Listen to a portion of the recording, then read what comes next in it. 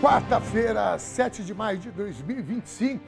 Eu sou o Dom Ernesto, estamos no ar com o TVT News, segunda edição, dando seguimento à cobertura do conclave. Vamos juntos até às 6 da tarde, trazendo para você as principais notícias do dia. São exatamente 4 horas e se você nos acompanha diariamente, já sabe, nós temos encontros marcados de segunda a sexta, sempre ao vivo, nesse mesmo horário. Em São Paulo, você pode nos assistir pela Antena Digital, canal 44.1, no ABC Paulista, pela Claro TV, no canal 512, na Bahia, pela TV Quirimurê, Rio de Janeiro, pela TV Com, assim como em Pernambuco, no Rio Grande do Sul, Santa Catarina. E você, de todo o Brasil, pode nos acompanhar ao vivo pelo nosso canal do YouTube da Rede TVT, que já tem mais de 1 milhão de inscritos. Bom, vamos para os nossos destaques de hoje. Bora lá! Um caso chocante de violência doméstica no Ceará. Um idoso de 72 anos foi preso após a Polícia Civil descobrir que ele mantinha suas 2 filhas adultas amarradas a uma cama há anos. Por que as mulheres ainda não podem escolher um papa ou ocupar cargos de liderança na Igreja Católica? A socióloga Maria José Rosado nos ajuda a entender. Integrante do movimento Legendários é preso por comandar um esquema de tráfico de drogas no Mato Grosso do Sul. E ainda começa amanhã a Quinta-feira Nacional da Reforma Agrária no Parque da Água Branca, aqui em São Paulo. No programa de hoje, vamos passar para você a programação completa dos shows. Tudo isso e muito mais em 10 segundos.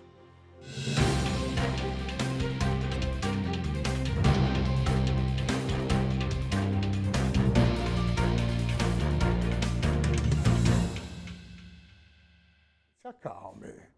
Bom, novidade, saiu a fumaça. Olha aí, ó. Que cor que é essa fumaça aí, Eduardo, querido? Oi, tudo bom, Dom? Bem, querido. Você. Fumaça preta, ela esperou por você, né?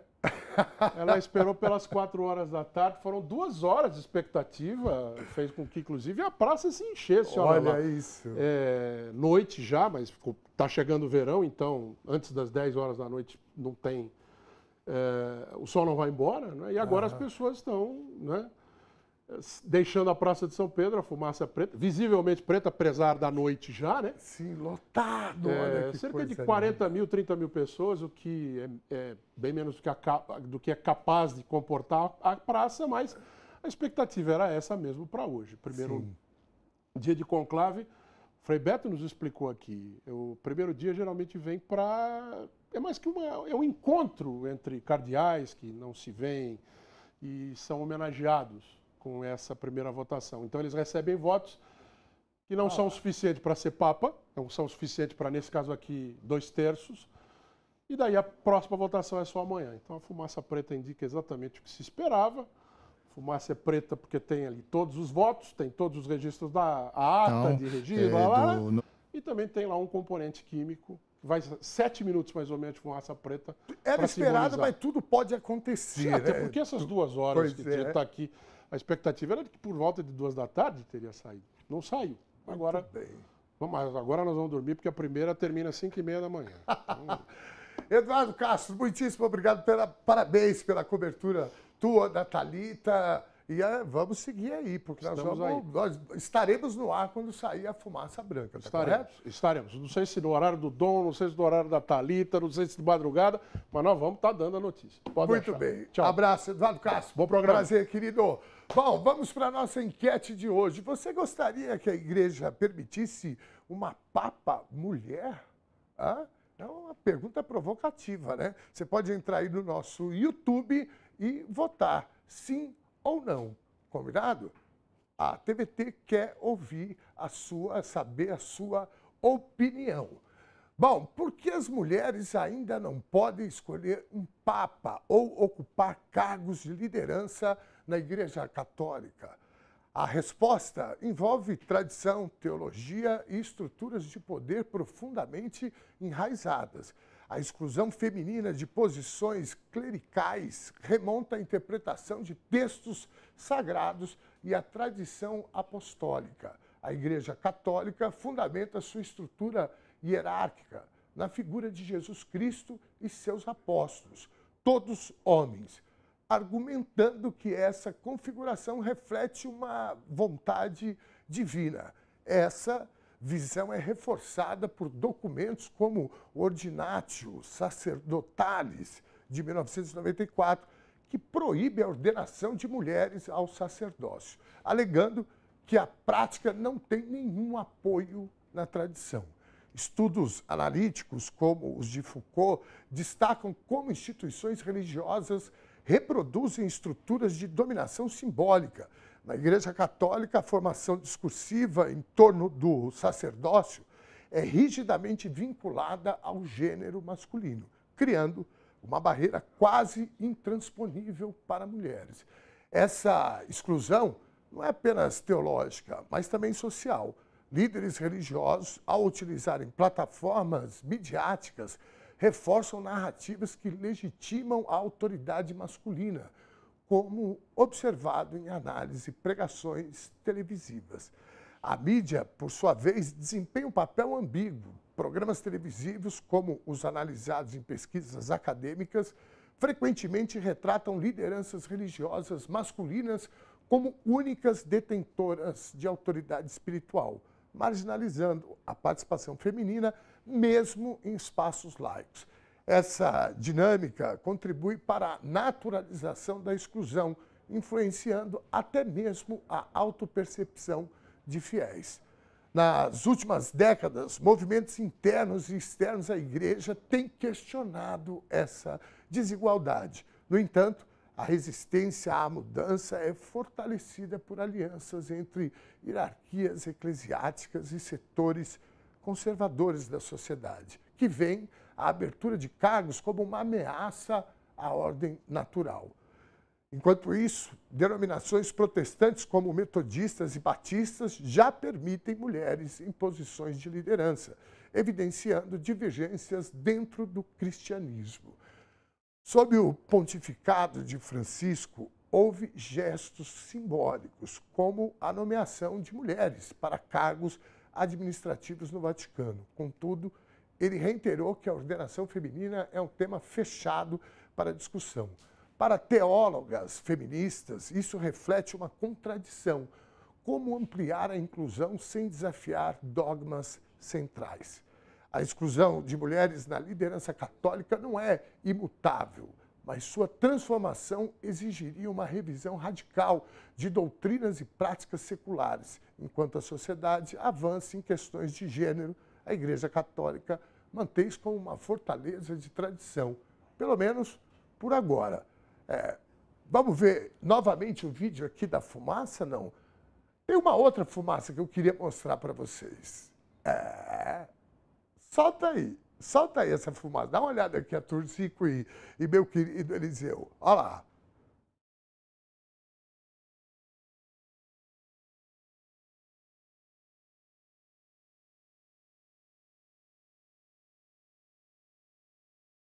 Olha só que beleza! Ativistas soltam fumaça rosa em protesto contra conclave exclusivamente masculino. Eu posso te falar uma coisa? Eu acho, inclusive, que se fosse as mulheres, já teria saído, porque as mulheres são muito mais práticas para resolver essas questões. Agradecer aqui, dar crédito ao Metrópolis, que postou esse vídeo aí. Bom, para falar sobre o papel das mulheres na Igreja Católica, recebemos Maria José Rosado, ela que é socióloga, pesquisadora do CNPq, do PAGU e do LAR Unicamp, além de integrar o movimento Católicas pelo Direito de Decidir. Seja bem-vinda, Maria José, como vai? Honrado em recebê-la aqui, tudo bem? Eu acho que imagina, conseguir um público enorme aqui, como o público da TVT. Muito bem. Bom, primeira pergunta, fumaça preta. Você esperava já essa indefinição ainda ou tinha esperança que já se resolvesse hoje? Não, não. Em geral, quer dizer, em geral, essa escolha, né, do novo Papa, ela costuma demorar alguns dias. Então, a expectativa não seria de uma solução assim tão imediata. A gente tem que acompanhar, não é? E ver quando é que finalmente essa fumaça se tornará uma fumaça branca. Outro dia fizeram até um meme com uma fumaça com as cores que indicam LGBT, não é? Então, indicando a possibilidade, de repente, se ter um papa aí, um diferencial nessa fumaça. Mas o tradicional é isso, quer dizer, fumaça preta enquanto não se resolve, não há quórum suficiente para a indicação de um novo papa, até que finalmente se tenha a fumaça, a esperada fumaça branca e o anúncio de um novo papa. O de que se tem certeza ainda é de que não será uma papisa, embora já tenha havido uma papisa na história da Igreja Católica, que foi a papisa Joana. Bem, Maria José, bom, antes da gente entrar nessa questão do gênero e tal, eu queria primeiro te perguntar o seguinte: você acha que por conta da gestão, digamos assim, do Papa Francisco, que na minha opinião ele foi revolucionário, ele pautou questões até então, né, que não eram como diz um ex-ministro, né, da história do Brasil, imexíveis, né? E agora nós temos 80 cardeais que foram, né, indicados por ele, né? Então, a minha impressão é que nós teremos uma disputa talvez mais acirrada do que em outros momentos. Fique à vontade para discordar aqui do seu amigo, tá? Mas como é que você vê essa questão?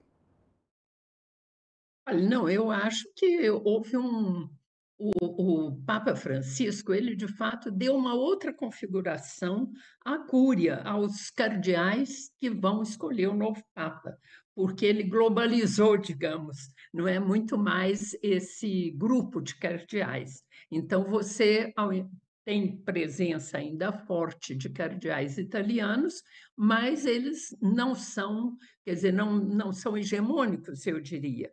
Quer dizer, a possibilidade de a cúria, o conjunto dos cardeais se tornou um conjunto muito mais representativo do mundo católico, do mundo, e não somente da Itália, né? Então, isso eu acho que é um ganho enorme e se pode esperar, então, que venha um Papa como veio o Francisco, de um outro país que não a Itália. Eu acho que isso é positivo. O que não se terá certamente é a escolha de uma papisa. Isso certamente não se terá, infelizmente, quer dizer, a gente não considera que qualquer mulher seria melhor, não é? É preciso que seja uma mulher que seja afinada com as ideias e com as pautas dos direitos das mulheres, que inclui o direito fundamental a controlar a sua própria capacidade de gerar outros seres humanos.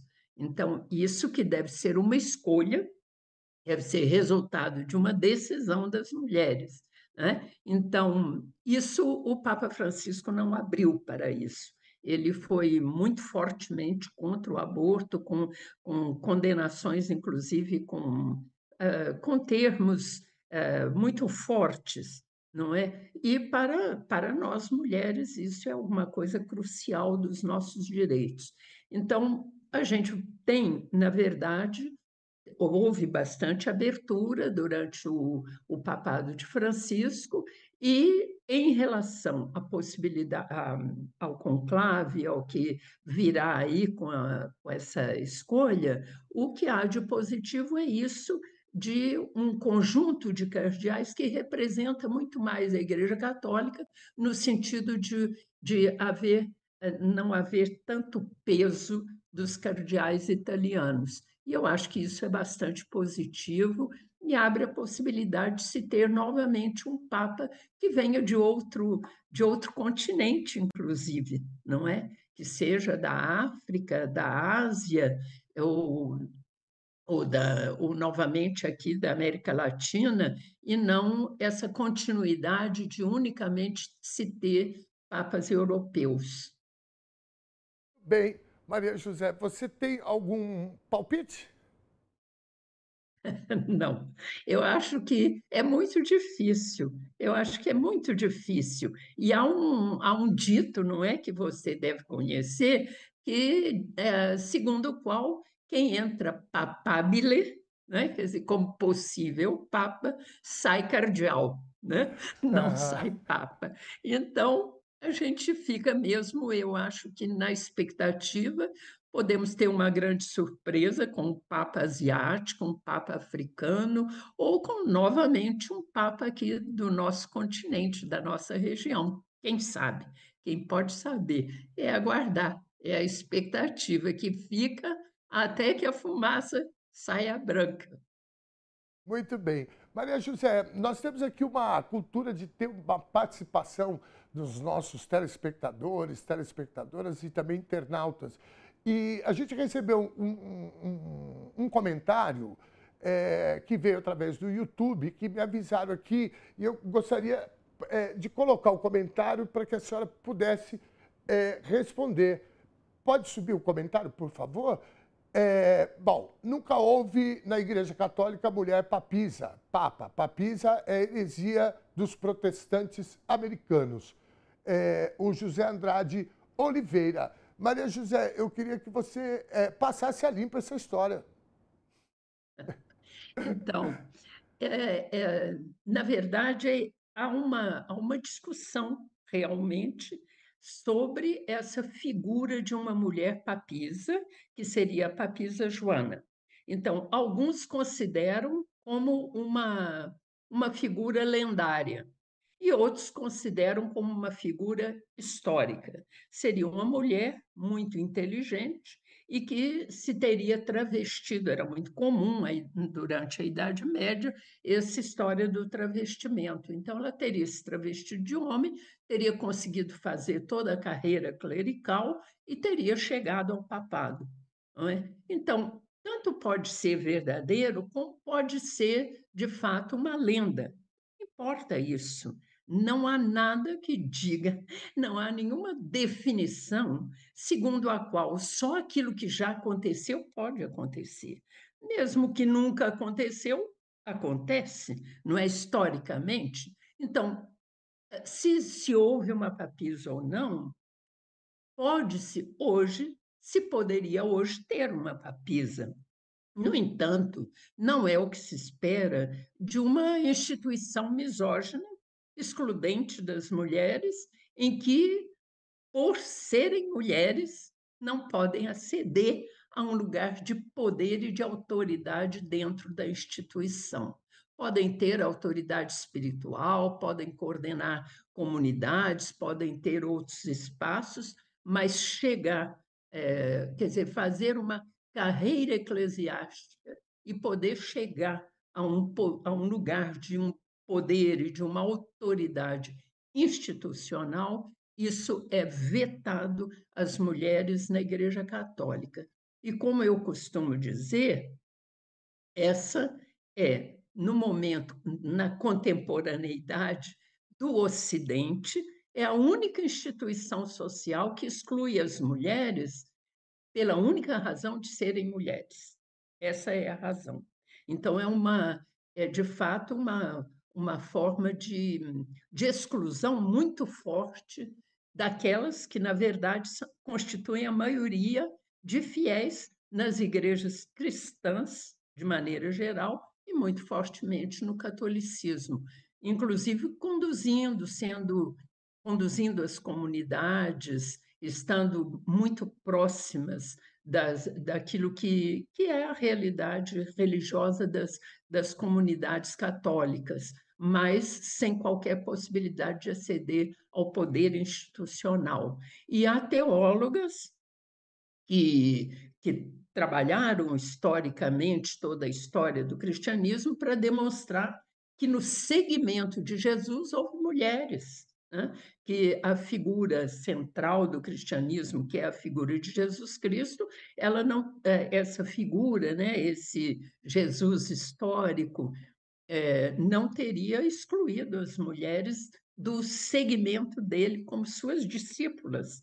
E há, inclusive, uma teóloga americana, uma teóloga alemã-americana, que é Elisabeth Schussler-Fiorenza, que demonstra, numa obra de fôlego, que houve uma disputa de poder no início do cristianismo entre duas lideranças, a liderança de Pedro e a liderança de Maria de Magdala. E nessa disputa, Pedro teria vencido essa disputa e aí se instituído essa autoridade masculina, não é? Mas que não não deveria, não há nenhuma razão para que ela seja única, né? Quer dizer, que se tenha unicamente uma autoridade religiosa católica como um homem masculino, né? Se poderia ter uma mulher. Sim. Eu acho que, pelo menos, a fumacinha ia sair mais rápido, viu, Maria José? Pode ser, Não é? pode Eu acho ser. que seria, as mulheres, nesse caso, seriam muito mais práticas aí. Bom, para a gente ir finalizando, existe perspectiva de que a gente, nesse tempo, possa ainda ver uma papisa, como vocês chamam, não?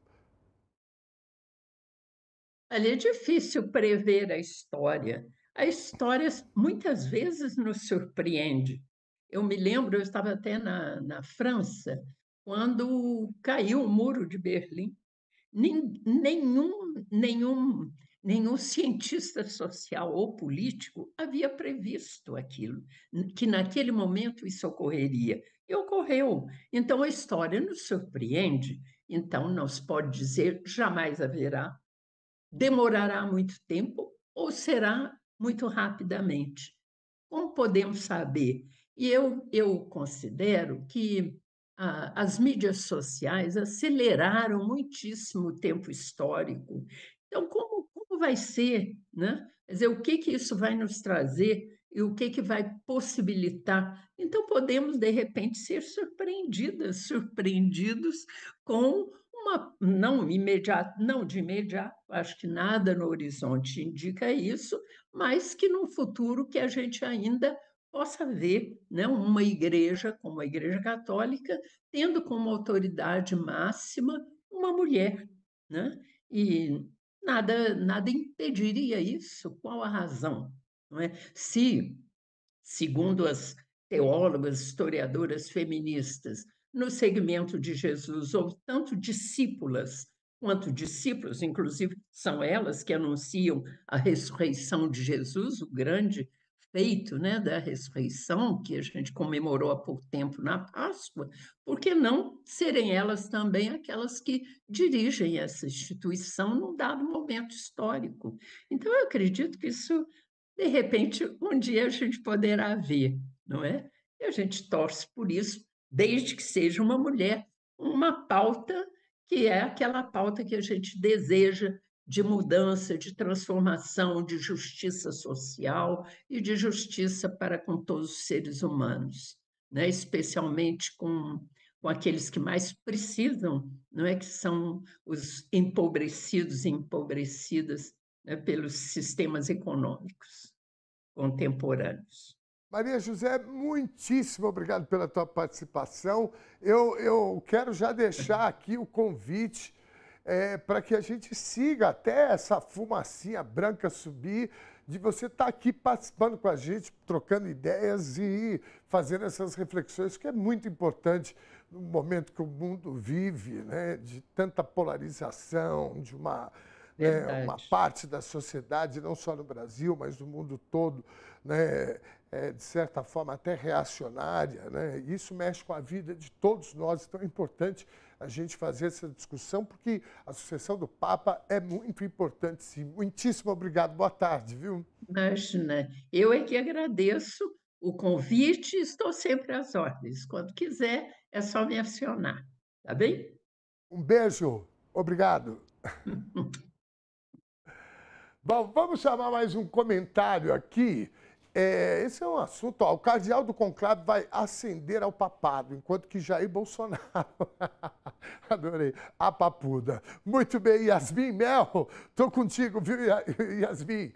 Vamos lá. Bom, agora vamos direto para Portugal, chamar aqui o nosso colega, direto da cidade do Porto, lá em Portugal. Como eu falei, Rodrigo José. Rodrigo, hoje começou o conclave no Vaticano. A cobertura foi amplamente divulgada aqui no TBT News, primeira edição, e também uma edição estendida, né, sobre o tema. Qual a novidade que você traz? E muito boa noite aí já para você em Portugal. Como é que está aí a expectativa, a fumaça preta? Como é que o povo português recebeu isso? Boa tarde, Ernesto, para você aí no Brasil. Boa noite para nós aqui em Portugal. Eu estou aqui diante da Capela de Santa Catarina, essa capela de 1300 aqui. Não é a Capela Sistina, mas é a Capela de Santa Catarina, uma bela capela aqui na cidade do Porto. E olha, a expectativa aqui já era esperada, a fumaça preta, né, como é tradição, dificilmente se resolve na primeira votação, né? No primeiro escrutínio, como eles chamam. Então, já era esperado, mas assim, o povo português aqui anda esperançoso. Eu tenho aí alguns depoimentos que nós enviamos para a produção que mostra que os portugueses aqui pensam num papa português. Além do mais, também temos aí uns depoimentos de algumas pessoas que estão aqui, brasileiros que inclusive moram ou passaram por aqui, e nos trouxeram também aí os depoimentos da sua expectativa para o próximo Papa. Podemos assistir? Ainda não avisou aqui que ainda não podemos, eu acho que não está no ponto ainda. Pronto, Rodrigo, tá tudo bem. Mas olha, o que eu quero dizer então, Ernesto, é o seguinte: eu vou resgatar aqui uma história que eu trouxe também para compartilhar com o pessoal, que é o seguinte: uma frase do Papa Francisco. Vale ressaltar essa frase aqui, que eu acho que essa deve ser a frase que os cardeais que estão lá no conclave devem estar falando agora. Sem vinho não se pode celebrar, né? Eu aqui da terra do melhor vinho do mundo não podia deixar passar em branco uma dessas informações. Mas olha só, eu estou dizendo isso porque o Papa Francisco, numa dada altura, ele se reuniu com agricultores familiares da Itália que produziam vinho, né, para poder, inclusive convidou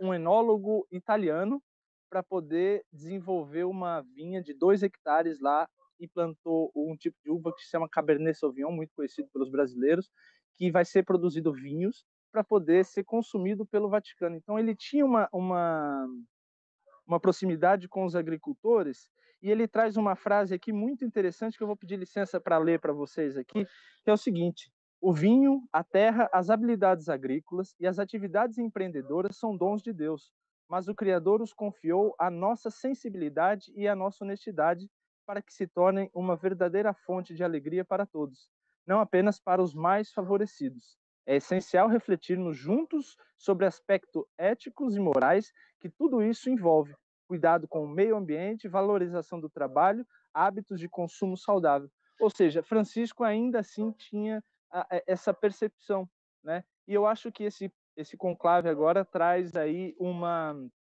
mensagem muito importante, que é dessa união, dessa trajetória que trouxe Francisco até a igreja aos dias de hoje. É importante dizer, Ernesto, os números para poder ilustrar isso que eu vou dizer agora para vocês. A igreja hoje conta com 252 cardeais, ou seja, desses 252, apenas 137 são eleitores, né? Porque tem ali as idades, tem todos esses critérios que a igreja estabelece. Porém, Francisco transformou a igreja e diversificou ela no mundo. Por exemplo, na Europa, hoje nós temos 53 cardeais, na Ásia, 23, na África, 18, na Oceania tem 4, na América do Sul, tem 17, na América do Norte tem 16 e na América Central tem 4. Onde eu quero chegar com esses números? Para mostrar a importância desse conclave agora que nós estamos vivendo, que é o seguinte: na eleição de João Paulo II, apenas 36 cardeais não eleitores e 5 cardeais eleitores, ou seja, João Paulo II foi eleito por apenas 5 cardeais. Já Bento XVI foi eleito por 22 cardeais. Já Francisco por 108 e agora nós temos 133 cardeais que são eleitores e estão aí nesse conclave que nós sabemos que não vai ser nada fácil, porque o perfil que a igreja estabeleceu e mostrou é um perfil de que seja um conciliador e que traga a união e que traga a paz e que veja essa nova era global que nós estamos vivendo, né? A falar de guerra, a falar dessa nova ordem global que nós estamos vivendo. Muito bem. Estou aqui saboreando meu cafezinho com gosto de reforma agrária, gostinho de Boa. democracia e gostinho de justiça. Esse é o da dona Cecília, assentada do MST. Servindo o cafezinho aí, Rodrigo, querido. Olha, seria muito bom agora. Tá friozinho aqui, seria maravilhoso. Eu vou te mandar... Mas eu fico com o vinho. Muito bem.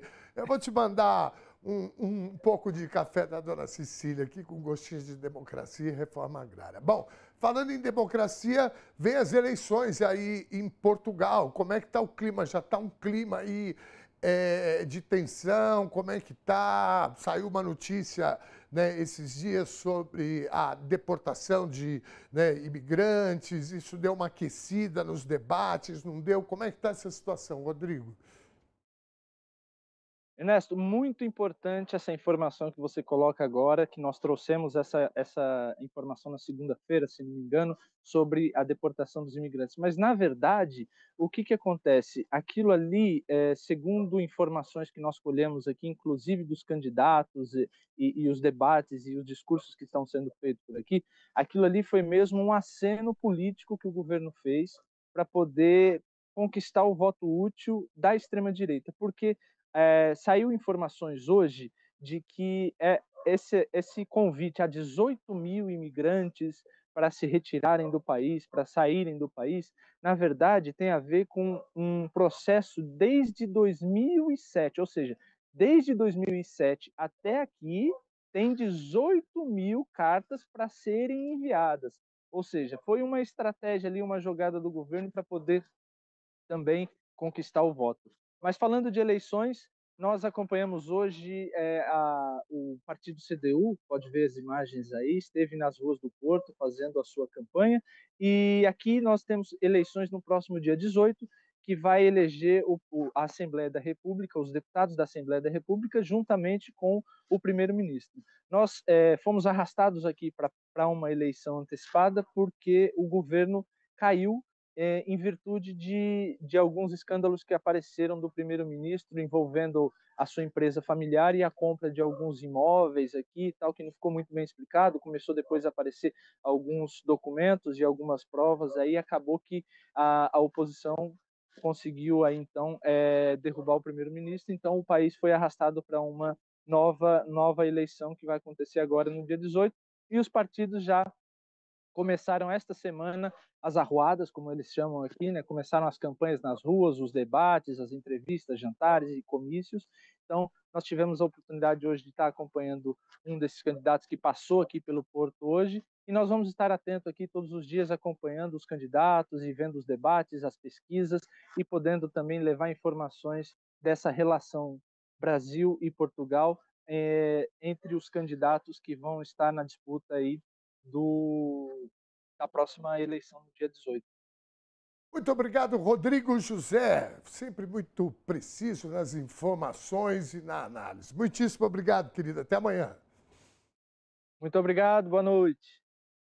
Bom, é isso aí. Para você que está chegando aqui no TBT News, segunda edição, está encontrando com a gente aqui, dá um recado para vocês. De segunda a sexta, sempre às 4 da tarde, ao vivo, vamos juntos até às 6. Você é nosso convidado. Combinado? Você que está chegando aí agora, eu sei que tem um monte de gente nova aí que veio através da live do YouTube. Então, ó, já se inscreve aí num dos perfis da TVT. Já temos mais de 1 milhão de inscritos e um outro novo que tem 100 mil inscritos. Faça parte da nossa audiência, né? E mais fidelizada, que você pode apertar, inclusive, aquele sininho que tem ali, e aí você vai receber as notificações. A programação da TVT está crescendo cada vez mais. Temos aqui o Juca Kfouri Entrevista, o Conversa Sem Curva, que eu tenho a honra e o privilégio de apresentar. Temos o TVT News, primeira edição, TVT News, segunda edição, tem o Cine TVT, tem coisa, olha, tem um monte de coisa bacana aqui. Então se inscreve aí no canal, você que está pelo YouTube. Lembrando, de segunda a sexta, nós estamos aqui a partir das 4 da tarde, ao vivo. Bom, um integrante do movimento Legendários, grupo cristão que promete transformação masculina através de caros retiros espirituais, foi preso nessa terça-feira, ontem, dia 6, por comandar um esquema de tráfico de drogas em Mato Grosso do Sul. Renan Silva Nascimento, de 34 anos, dono de uma hamburgueria em Dourados, foi flagrado pela polícia com 150 quilos de cocaína escondidos em seu estabelecimento. Enquanto nas redes sociais se apresentava como Legendário 49075, título dado aos que completam o programa de superação do grupo. A contradição escancara as ironias por trás desse tipo de movimento. Como alguém que pagou por uma experiência de transformação pessoal continuaria envolvido com o crime organizado, enquanto os legendários pregam valores como liderança familiar e propósito e chegam a cobrar R$81 mil por seus retiros. O caso revela que discursos de mudança pessoal podem conviver perfeitamente com práticas criminosas. Aliás, um crime grandão, né? Cara, olha, vou te falar. A operação policial que causou prejuízo de 6 milhões ao esquema levanta questões urgentes. Até que ponto esses movimentos masculinos realmente promovem mudanças estruturais? Ou seriam apenas novas roupagens para velhos padrões de comportamento? Enquanto celebridades como Neymar, Pai e Kaká Diniz promovem os legendários, casos como esse mostram que a verdadeira transformação exige muito mais que retiros caros, exige enfrentar as raízes da violência e da desigualdade. Eu vou falar uma coisa para vocês, de verdade, eu quando vi esses legendários, para quem não sabe ainda o que é o tal do legendários, rapaz, é um retiro que os caras se reúnem e ficam tendo... O Arthurzinho aqui está rindo. Eles ficam te ensinando a você exercitar a sua masculinidade, né? Não deixar a mulher, né, ficar à vontade, te ensinam como, né, condicionar a mulher a te respeitar. Né? Cara, de verdade, quando eu vi isso... E aí, obviamente, essa é a minha opinião, e a opinião, cada um tem a sua, eu não guardo dinheiro, não vou guardar opinião, obviamente, né? Então, assim, eu sempre achei uma coisa muito coach, né? Me lembra muito aquele rapaz que foi candidato a prefeito aqui em São Paulo, como é que chama? O Pablo Marçal. Né? Me lembra muito isso, que subiram também numa colina, né? Tiveram que ir o bombeiro lá resgatar esses caras. E agora, essa questão do cara com 150 quilos de cocaína. Legendário, aí tem o número dele lá, aí o cara tinha uma hamburgueria. Rapaz, é cada uma que parece duas, fala sério. Oh, meu Deus do céu. Bom, um caso chocante de violência doméstica foi registrado no Cariri, Ceará. Segundo reportagem do G1, um idoso de 72 anos foi preso após a Polícia Civil descobrir que ele mantinha suas 2 filhas adultas, ambas com deficiências físicas e intelectuais, amarradas a uma cama há anos. A situação veio à tona após uma denúncia anônima de vizinhos que relataram sons de agressão e condições insalubres na residência. Ao chegarem ao local, os policiais encontraram as mulheres acorrentadas, desnutridas e com marcas de violência. Segundo investigações preliminares, o pai alegava que as amarrava para protegê-las, mas não há justificativa para o cárcere privado e os maus tratos. As vítimas de 35 e 40 anos dependiam totalmente do agressor para cuidados básicos. Especialistas em direitos humanos destacam que casos como esse expõem a fragilidade de pessoas com deficiência em contextos de violência familiar, muitas vezes ocultos pela falta de acesso a redes de apoio. O caso reflete um problema estrutural. Segundo dados do Fórum Brasileiro de Segurança Pública, 68% das agressões contra pessoas com deficiência ocorrem dentro de casa. A subnotificação é alta, já que muitas vítimas não têm autonomia para denunciar. O idoso foi preso em flagrante por cárcere privado e maus tratos, artigos 148 e 136 do Código Penal. As filhas foram encaminhadas a um abrigo público e recebem acompanhamento médico e psicossocial. A delegada responsável pelo caso reforçou: a sociedade precisa romper o silêncio. Denúncias salvam vidas. A ação dos vizinhos foi crucial. Campanhas como Disque 100 e Ligue 180 reforçam a importância de denunciar suspeitas de abuso, principalmente em situações envolvendo vulneráveis. Esse caso não é isolado. Ele nos lembra que a violência doméstica muitas vezes se esconde atrás de portas fechadas, exigindo vigilância coletiva e políticas públicas eficazes. Enquanto a justiça segue seu curso, as vítimas enfrentam o longo caminho da recuperação física e emocional. O que me assusta nesse caso é que depois de tanto tempo, tanto tempo que essas moças estão sofrendo uma violência absurda, só agora que os vizinhos resolveram denunciar. E eu digo, evidentemente, sem culpar os vizinhos, mas tem algo errado nessa história. Às vezes a gente ainda tem aquela cultura, briga de casal, de família, não se mete a colher. E é um horror o Estado só chegar agora. Eu vi as fotos, a gente definiu não colocá-las aqui. Tem as imagens dessas duas mulheres de 35 e 40 anos, se não me engano, assim, pele e osso. Sabe? Elas estão amarradas numa cama, é um horror, com fezes, é um absurdo. O que me assusta, na verdade, me preocupa, é o Estado chegar só nesse momento que a vaca já foi para o brejo há muito tempo. Bom, antes de encerrar esse bloco, vamos ver os comentários do público que estão chegando aqui. Põe na tela aí pra gente, roda aí. Eu adoro comentário. Deus está em tudo e todos, inclusive em mulheres, diz a Ana Paula. Tô contigo, Ana. É isso aí. Vamos lá. O Papa Francisco realmente revolucionou em muitos aspectos, mas, infelizmente, na estrutura da igreja, ele não avançou, diz a Terezinha Cassimiro Albuquerque. Eu concordo contigo, viu?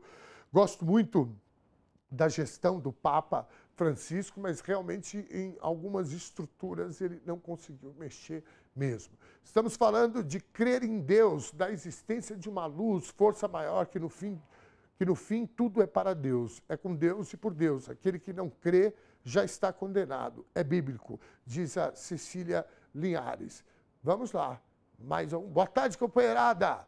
Débora Almeida, programa Passando a Letra. Muito bem. Débora, querida, obrigado pela presença aqui com a gente. Interessante é que os não católicos são os que mais dão pitacos na Igreja Católica, dizendo que tem ou que não tem que ter. Papisa nunca vai acontecer e ponto, diz o Paulo André. A opinião, como eu falei, eu não guardo dinheiro, não guardo opinião. O André é como eu, ele solta a mesma opinião dele e já faz previsão, inclusive. Vai ser o Papa Luiz Antônio Tagle. Aí a extrema-direita vai à loucura, diz o Gabriel Santos. Valeu, Gabriel. Muito bom, Dom Ernesto. Estamos juntos. Xinha Bach. Muito bem, Xinha, lá de Porto Seguro. Olha que legal. Bom, muito bom essas coisas acontecerem. Vamos ver se assim as pessoas ficam menos alienadas, acreditando nesses farsantes que só roubam dinheiro e romantizam relações e comportamentos. Tiraram antes aqui. O final da comportamentos tóxicos dos homens. Aí eu só entendi na última frase. E comportamento tóxico dos homens. É isso mesmo, viu, Iago? Iago Carvalho, eu tô na mesma vibe que a tua aí, viu, rapaz? Eu, de verdade, eu caí para trás quando eu vi isso. Temos parcial da enquete aí, não? Se tem roda aí, eu vou aqui continuar tomando meu cafezinho, sem veneno. Olha aí, você gostaria que fosse permitido uma papa mulher, uma papisa? 41% diz que sim e 59% diz que não. Eu queria perguntar, por que não? É só tradição mesmo? Vamos ver. Sai daí não, pega um café como o meu, dá uma corridinha no banheiro rapidinho, que a gente volta em 2 minutinhos.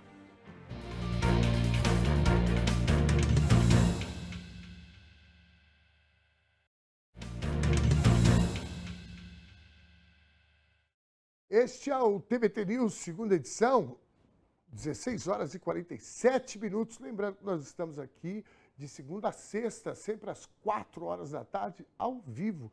E vamos juntos até às 6 horas. Bom, hoje, né, para quem chegou agora, a fumacinha saiu, né? No conclave, a escolha da sucessão do novo, né, da sucessão de Francisco, o novo Papa. E a fumacinha saiu preta, não sei se você sabe, mas quando saía a fumaça branca é que realmente foi, né, definido o novo Papa. Depois de 1 hora, eles fazem, acho que já o anúncio e etc. Então, só para ir atualizando vocês aqui, fumaça preta no Vaticano. Cardeais não escolheram o novo Papa. Ainda não, mas vão escolher, não é isso? Vão escolher. Amanhã já deve ter mais uma fumacinha, só vamos conferir se continua preta ou já vem a branca. Após a morte de Lourivaldo Ferreira Silva Nepomuceno, de 35 anos, que ficou preso no vão entre o trem e a porta da plataforma da estação Campo Limpo, na linha 5 Lilás, operada pela Via Mobilidade, o acidente expõe a ausência de sensores de presença no sistema. Um problema já resolvido em linhas estaduais, como a 3, a vermelha. Quando a gente fala linhas estaduais, são linhas que não foram privatizadas. O trágico episódio ocorreu durante o horário de pico, por volta das 8 horas, quando Lourivaldo tentou embarcar após os alertas sonoros e visuais de fechamento das portas. Preso no espaço entre a porta do trem e a da plataforma, ele foi arrastado pela composição que partiu mesmo com as portas fechadas. Testemunhas relataram desespero e gritos pedindo para o trem parar, sem sucesso. A Via Mobilidade admitiu que o sistema atual possui sensores de obstrução nas portas do trem para impedir a partida com portas abertas, mas não há dispositivos que detectem pessoas no vão entre o trem e a plataforma. Essa lacuna permitiu que o sistema liberasse a partida do trem, mesmo com a vítima presa. Enquanto a linha 3, vermelha, operada pelo metrô estadual, possui sensores de presença no vão, tecnologia que evita acidentes similares, a linha 5 Lilás, gerida pela concessionária Via Mobilidade, ainda depende apenas de alertas sonoros e visuais. Especialistas criticam a priorização de custos sobre a segurança, já que a linha foi privatizada em 2018. O Sindicato dos Metroviários classificou o incidente como uma tragédia anunciada, destacando que a falta de sensores e a redução de funcionários nas plataformas aumentam os riscos. A Via Mobilidade anunciou 2 ações. Barreiras físicas temporárias, hastes metálicas serão instaladas até o fim de 2025, este ano, para bloquear o fechamento das portas caso haja obstrução. Sensores definitivos, a empresa prometeu instalar dispositivos de detecção de presença no vão até fevereiro de 2026, portanto, ano que vem, antecipando um projeto já em andamento. Enquanto isso, campanhas para conscientizar passageiros sobre os riscos de embarcar após os avisos serão intensificadas. Engenheiros apontam falhas no projeto original das portas da linha 5 Lilás. Moacir Duarte, especialista em segurança, destacou que em metrôs de outros países, o espaço entre as portas é tão pequeno que impede a passagem de uma pessoa, algo não replicado em São Paulo. Além disso, Luiz Colli, da Associação de Engenheiros e Arquitetos do Metrô, ressaltou que a falta de sensores contraria padrões internacionais de segurança, que exigem redundância em sistemas críticos. A Agência de Transporte do Estado, a Artesb, abriu processo sancionatário para apurar responsabilidades, enquanto a Delegacia do Metropolitano investiga possíveis negligências. O caso reacende o debate sobre a privatização de linhas do metrô desde 2018. A linha 5 Lilás acumula críticas por falhas operacionais, com sindicatos alegando que a lógica do lucro comprometeu a segurança. A morte de Lorivaldo não é apenas um acidente isolado, mas um alerta sobre a necessidade de padrões rígidos de segurança no transporte público. Enquanto medidas paliativas são implementadas, a sociedade cobra transparência e investimentos em tecnologias que salvam vidas. Para falar sobre esse assunto, eu recebo aqui no nosso telão o advogado ligado aos direitos humanos, Arnóbio Rocha. Boa tarde, Arnóbio. Seja bem-vindo novamente. Doutor Arnóbio, primeiro, muitíssimo obrigado por nos atender. E eu quero já fazer uma pergunta muito objetiva. A gente pode linkar essa tragédia que aconteceu com o Lorivaldo com essa política privatista do governo do Estado? Boa tarde, Dom. Boa tarde aos teus telespectadores aqui, os internautas, né? Porque está em várias plataformas. Primeiro, é preciso solidarizar com a família, né? Porque a pessoa vai para trabalhar, sai de casa e aí acontece um acidente, né? Não é um acidente qualquer, né? Você tem a responsabilidade objetiva de quem transporta, né? Ele tem a responsabilidade direta sobre a segurança, a garantia de todas as garantias associadas ao tipo de trabalho, né? Quer seja público ou privado, né? Ele poderia ter acontecido num outro metrô, no metrô das linhas que não são privatizadas, e aconteceu justamente numa linha que é privatizada, e estranhamente é uma linha em tese, seriam as mais modernas, porque foram as últimas, os últimos sistemas que foram efetivados, né, dentro do sistema de metrôs e trens de São Paulo. Então, a responsabilidade da empresa é bem clara, ela é responsabilidade objetiva, não cabe muita discussão de qualquer outro aspecto, porque há uma responsabilidade objetiva em relação à segurança e à vida, à garantia da vida daquelas pessoas que são transportadas. E lógico que a questão do lucro, né, ela sempre está associada aos riscos, né?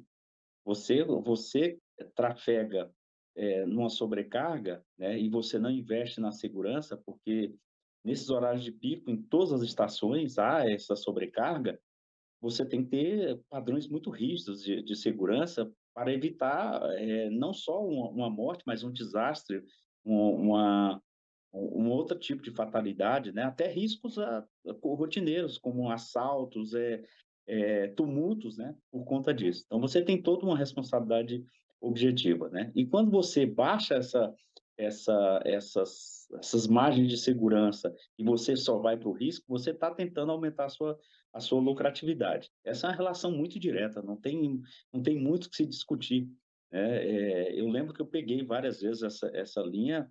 Ela tem uma sobreporta, né? Em tese seria uma barreira de contenção, né? Inicial, mas ela tem que ter também dispositivo. Eu morei no Japão, depois visitei lá, e eles têm um sistema de transporte extremamente carregado, mas eles têm também um padrão de segurança muito alto. Nenhuma composição parte antes de um OK, né?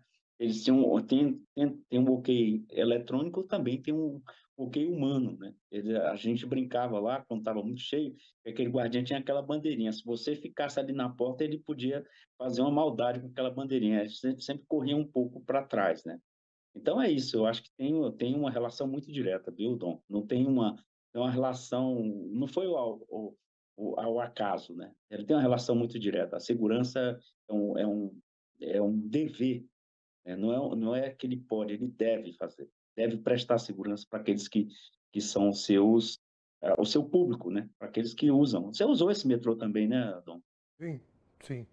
Não, é incrivelmente diferente quando você para observar o funcionamento, a estrutura. Você vê que ali tem coisa diferente de outras linhas que não foram privatizadas, né? Doutor Arnóbio, o que cabe à família agora, além de, né, lamentar a dor e velar o seu, né, familiar? Olha, tem vários, eu acho que tem algumas demandas que são efetivamente da família, né, no âmbito privado. A família deve buscar indenização. A gente nunca diz que a indenização é certa, porque o judiciário nunca é tão linear, mas todos os elementos do direito, e principalmente da indenização, eles estão dados. Aí você vai discutir depois o quanto, a perspectiva, os valores objetivos em relação à indenização, mas esse é o caminho que a família vai buscar, que não traz de volta a vida, nem nada que repare a perda. Isso é um aspecto. Outro aspecto que eu acho que a gente tem que discutir, não só do ponto de vista sindical, né, os metroviários já fazem isso, né, essa cobrança, essa pressão sobre o governo, que ela entrega muitas vezes entrega quase sem risco, né? Ele privatiza, mas você tem composição de preço que você tem que repassar para garantir o lucro de qualquer maneira dessa empresa privatizada. É um sistema muito injusto, né? Porque o governo dá uma estrutura, dá toda a estrutura, privatiza e ainda tem a obrigação de composição do lucro dessas empresas. Então, é um aspecto da discussão sindical, mas também tem a necessidade da intervenção do Ministério Público, né? Principalmente o Ministério Público, tanto do Trabalho como o Ministério Público em geral, porque o evento morte ele precisa ser investigado. Todas as causas, as responsabilidades civis e criminais. Tá? A família, com certeza, vai pedir, né, vai constituir aí defensores para buscar uma reparação civil, né? E, lógico, pedir é criminal, né? As responsabilidades devem ser apuradas. Em última instância, é a alta gestão, né? A gestão operacional, a gestão econômica, né? Ela é responsabilizada, sem dúvida, por esse tipo de evento. Esse é o caminho das famílias, mas eu acho que tem uma composição. Tem a parte pública, né? O Ministério Público tem responsabilidade de exigir apuração, tem a apuração do inquérito policial propriamente dito e depois o tipo de questionamento da sociedade e esses elementos aí, acho que a Assembleia Legislativa deveria ser envolvida, porque tem um aspecto aí não só da privatização, mas da segurança da vida humana por transporte, né? O transporte é público, deveria ser gratuito, não é gratuito, mas ele além de ele nesse caso ele é privado também, né? Então tem toda essa composição que precisa ser bastante investigada para que a sociedade tenha uma resposta, inclusive sobre os próximos eventos. Se aconteceu ontem, pode acontecer amanhã. Esse é o grande essa grande discussão que a gente tem que ter dentro da sociedade. Não deve se prender exclusivamente, óbvio, que a dor da família, tudo, mas a dimensão social e a dimensão do risco que a sociedade corre com esse tipo de evento. Muito bem, doutor Arnóbio, aproveitando a tua presença aqui, você ficou surpreso com a fumaça preta, esperava já a fumaça branca. Como é que você recebeu esse sinal aí? Olha, eu só posso dizer que eu não pude concorrer porque o cardeal do Corinthians lá o time não deixa, o time está na crise Mas,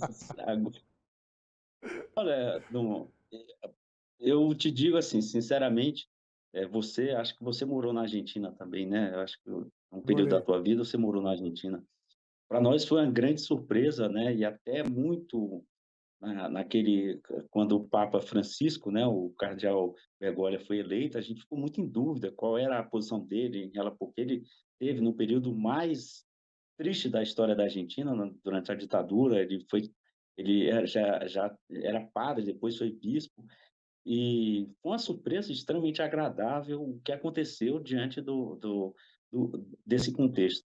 E ali o conclave, ele é um elemento de disputa ideológica muito forte.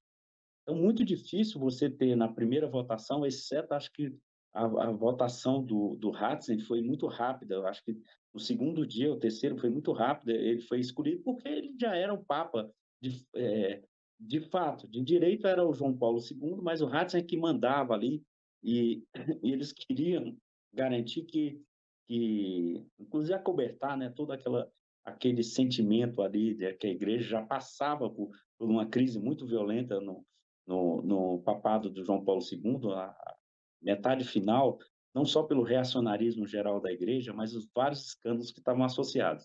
Então, ele foi eleito papa ali muito rapidamente.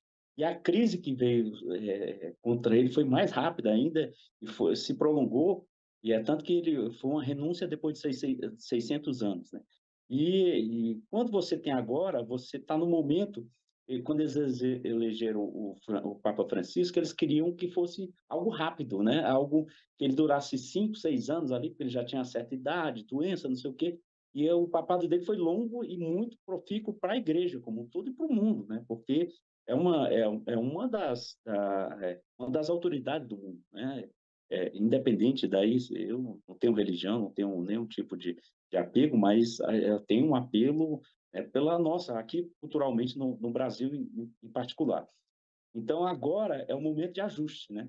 Dessas alas, às vezes a gente fala progressista, conservador, mas ali é muito tênue essa linha, né?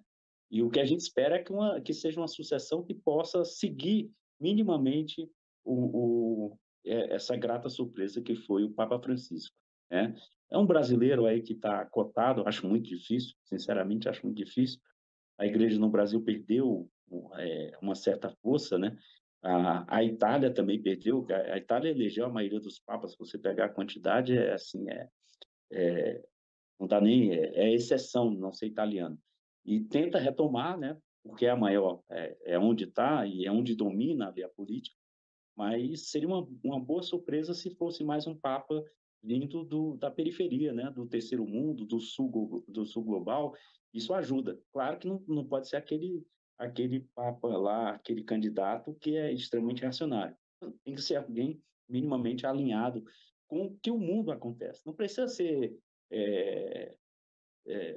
ele tem que ser fundamentalmente antenado com o que acontece no mundo, com as mudanças que o mundo passa, a necessidade de você ter uma participação política efetiva dentro do espectro dessa disputa global, né? Nós vivemos um retrocesso político global, o avanço muito significativo da extrema-direita, né? Um ressurgimento do neofascismo com força, e uma autoridade papal dentro de uma igreja que se distancia, mas ela ainda tem influência sobre a vida das pessoas, fundamental uma mensagem positiva de participação, de entendimento, de partilhamento da riqueza, de entendimento que a sociedade precisa, ela tem que estar arejada, né? Entender o mundo, não se deixar dominado pelo esse modernismo de internet ou de qualquer coisa, mas ele tem um contexto de discussão política e traga para a sociedade. É essa a espera, né?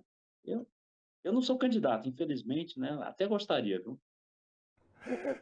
Doutor Arnóbio Rocha, você me fez lembrar aqui que eu queimei a língua com o Papa Francisco. Aliás, tem dois Nós, personagens né, desse século que eu queimei a língua. Um deles é o Papa Francisco e o outro é o Alexandre de Moraes, ministro da Suprema Corte, que foi indicado pelo golpista do ex-presidente Temer. E aí, quando anunciou, eu falei, pô, mas não é possível, né? E agora é um dos, né, linha de frente na defesa do Estado de Direito e, na minha opinião, estão dando exemplo para o mundo, né, como se combate uma tentativa de golpe. Espero que continue assim. É a tua expectativa também, não? É a minha expectativa. Eu acho que o Alexandre seria um bom papa, né, também, né? Dessa... A Doutora... esperança é essa, tá, Dom? Porque a gente tem que ter esperança que num mundo melhor. E um mundo melhor depende muito desse contexto da participação política e social. Não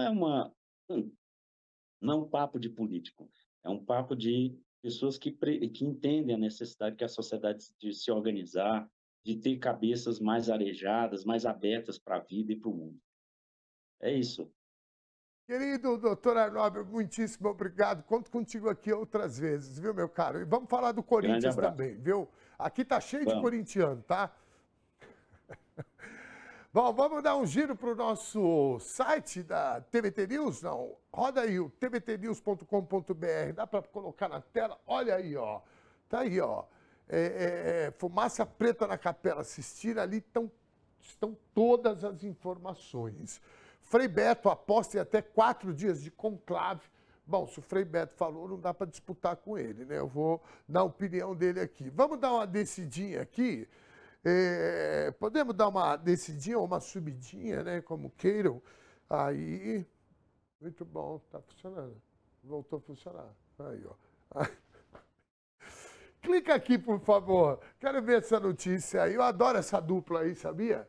Eu acho que o Geraldo Alckmin, na verdade, né, ele se encontrou. Vocês não acham, não? Né? De verdade, eu acho que o Geraldo Alckmin é outra pessoa, né? Outro dia eu vi ele com umas meias coloridas, né, de terno, né, um vocabulário mais... meu caro, o presidente Lula tem essa...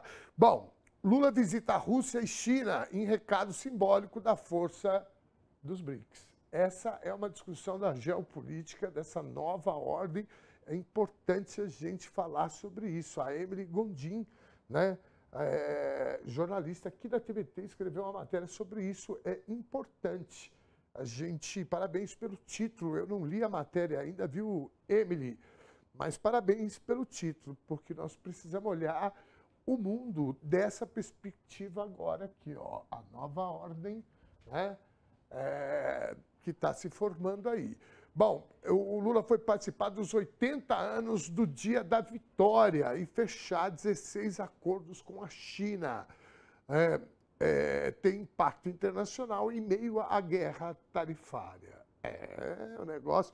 O meu amigo Alexandre, o Batata, que está aqui operando a Câmara, que esteve na China, né, com uma comitiva da TVT há pouco tempo, né? Do ponto de vista histórico, faz pouquíssimo tempo que você está lá, né? 2 anos. Aí, ó, 2 anos foi ontem, né? Do ponto de vista histórico, foi ontem. E uma experiência, né, muito interessante. Aliás, a TVT, né, tem uma relação muito boa com a China. Já foram outras comitivas para lá e já recebemos aqui também, né, comitivas da China aqui na TVT. O presidente Lula chega para a viagem à Rússia e nessa quarta-feira, hoje, né, ao país comandado por Vladimir Putin. A missão é participar das comemorações do Dia da Vitória. Depois vai para a China. As nações devem fechar acordos comerciais em terceiro encontro entre os líderes. Saiba mais clicando no tvtnews.com.br. O Dia da Vitória é quando a União Soviética, o Exército Vermelho, né, foi lá e derrotou o nazismo, né? Vamos lá, tá aí o presidente Lula.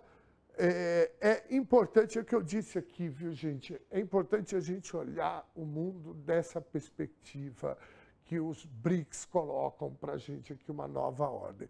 Bom, vamos dar mais um giro, ver se tem mais notícias. tvtnews.com.br. Se você quiser mais informações, clica aí. Você vai lá e já busca, resgata essas notícias. Pode subir mais um pouquinho, por favor. Aí, Bolsistas começam a receber pagamento do pé de meia, licenciaturas. Aí, ó, só notícia importante. Está aqui, professor Fernando Haddad, México e Brasil. Haddad se reúne com a presidenta Cláudia Sheinbaum. É isso, né? Muito bem. Ah, que maravilha. O ministro disse que o Brasil saiu de situação vergonhosa de fome. E você sabe que isso aqui é uma coisa que eu viro e mexo, eu faço umas reflexões sobre isso, sabe? Porque, às vezes, essa polarização, eu não gosto nem de falar polarização, porque, na verdade, não há simetria, né, entre os lados, os ditos lados, né, que estariam, né, polarizados. Não tem nenhuma simetria.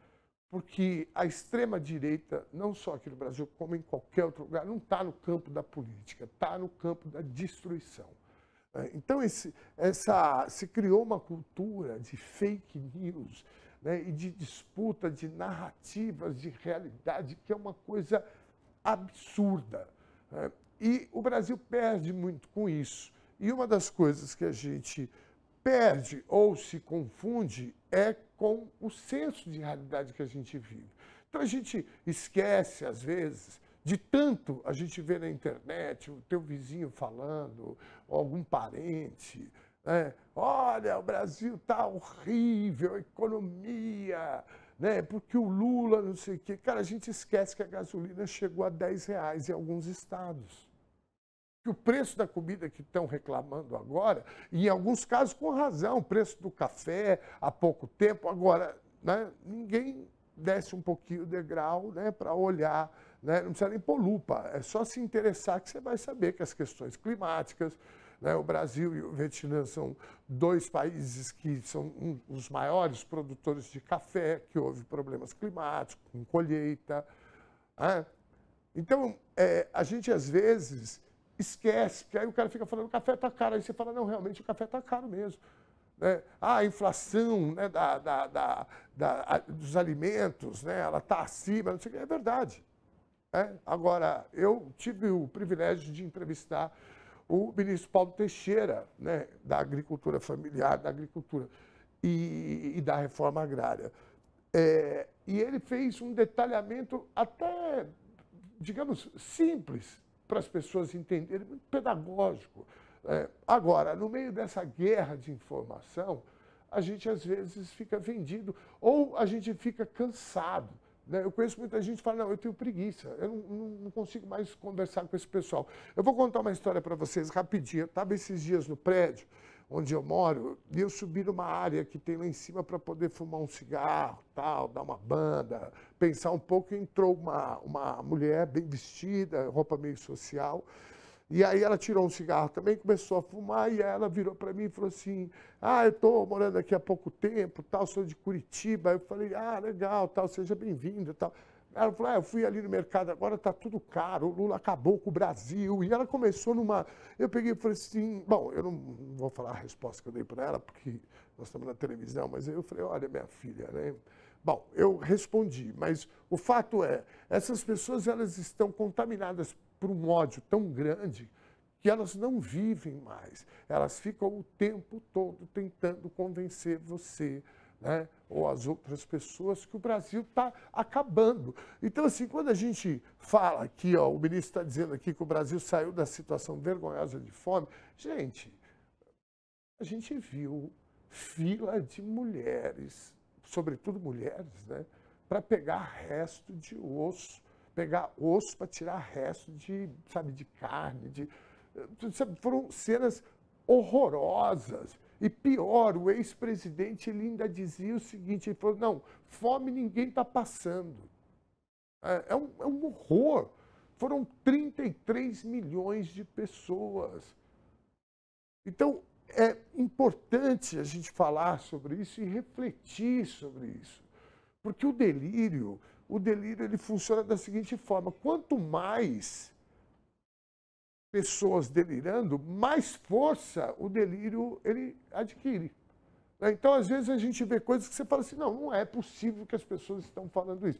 Esses dias, sem brincadeira, esses dias não, hoje, Um amigo me mandou um negócio, uma fake news, que o Lula, a Janja e o Alexandre de Moraes tinha acabado de sair uma notícia que eles estão proibidos de entrar nos Estados Unidos. É uma fake news, mas, assim, que quem está mais ou menos antenado, né, você olha e você fala assim, não é possível isso. Claro que isso é improvável. Bom, aí tem lá os desmontes da fake news e tal, isso não existe e tal, mas muita gente recebe isso como verdade. Então, você constrói uma realidade paralela. O Eduardo Bolsonaro, ele tentou surfar uma onda que veio aí um representante do governo americano para discutir questões que não têm nada a ver com retaliação em relação ao ministro Alexandre de Moraes. Mas ele soltou essa fake news. O Eduardo Bolsonaro, né, oficialmente colocou lá. O cara estava chegando para resolver essas questões. Isso pega fogo nessas redes de fake news do Zap, do Telegram.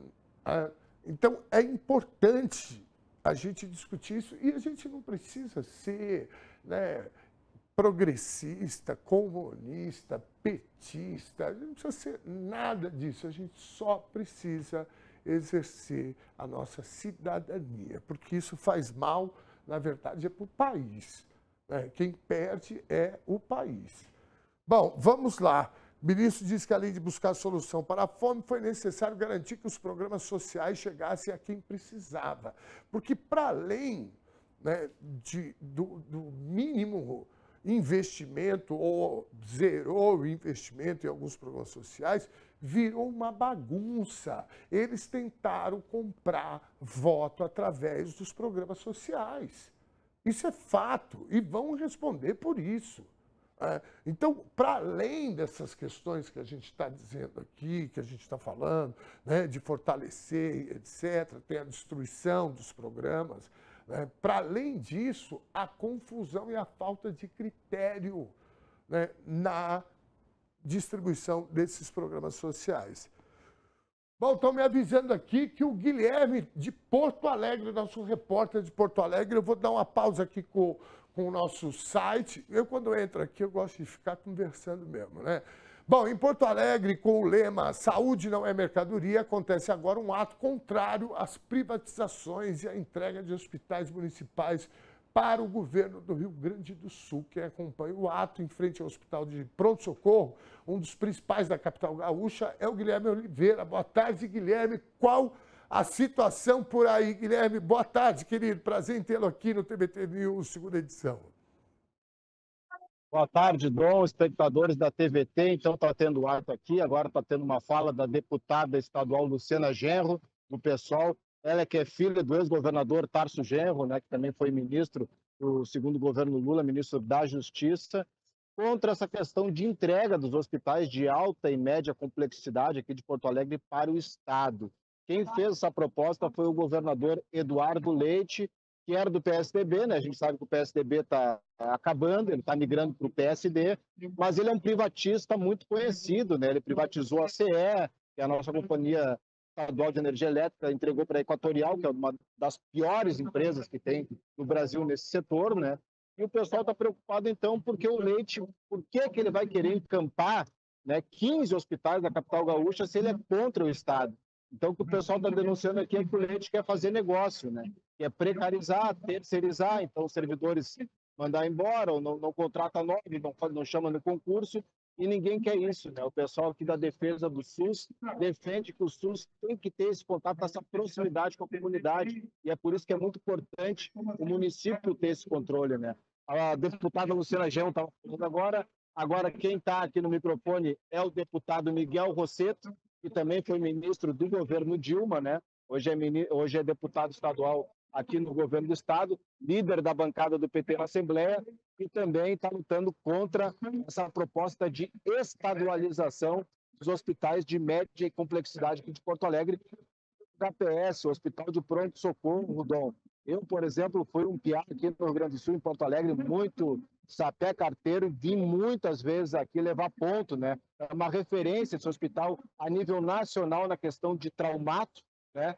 Na questão de queimaduras também, não sei se vocês lembram da tragédia da Boate Kiss, né? Onde morreram 242 pessoas, e aqueles que sobreviveram foram trazidos para cá, né? Vieram de helicópteros e ficaram muito tempo aqui no HPS sendo tratados. Então, é um hospital muito importante e ninguém quer, então, essa entrega para o Eduardo Leite fazer negócio com o HPS. E outro hospital também muito importante que ele quer entregar, que é o Hospital Presidente Vargas, que tem a questão da maternidade infantil muito importante.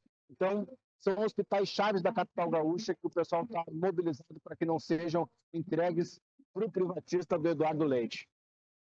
Muito bem, Guilherme. Você sabe que você estava falando agora e eu estava pensando o seguinte: o Eduardo Leite é aquele típico político, né, que parece o novo, né, fisicamente, etc. Agora, eu vou te falar, o rapazinho complicado esse, né? Eu lembro que ele era governador do Rio Grande do Sul, apoiou o ex-presidente Bolsonaro. Depois ele pulou do barco, abriu mão, né, ajudou a destruir o PSDB, que com todas as divergências que a gente sempre teve, eu particularmente sempre tive com o PSDB, mas sempre tive respeito também por grandes quadros que tiveram lá, o próprio ex-presidente Fernando Henrique, José Serra, enfim. Mas essa turma aí ajudou a destruir, junto com Aécio Neves, ajudou a destruir o PSDB. Então, o Eduardo Leite abriu mão do mandato de governador, né, para sair candidato à presidência, acabou não dando certo, foi candidato a governador de novo e venceu. Então, assim, vocês têm aí no Rio Grande do Sul, sobretudo em Porto Alegre, onde vocês estão, e esses companheiros todos que você falou, a Luciana, quem é o outro deputado que foi ministro, que está aí também, perdão? Miguel Rosseto. Miguel Rosseto. Vocês, e junto com a imprensa, né, inclusive, incluindo você aí, Guilherme, vocês têm uma responsabilidade muito grande, né, de mostrar para a população o que significa, de fato, né, uma gestão do Eduardo Leite, porque fica parecendo uma coisa, sabe, surreal, né?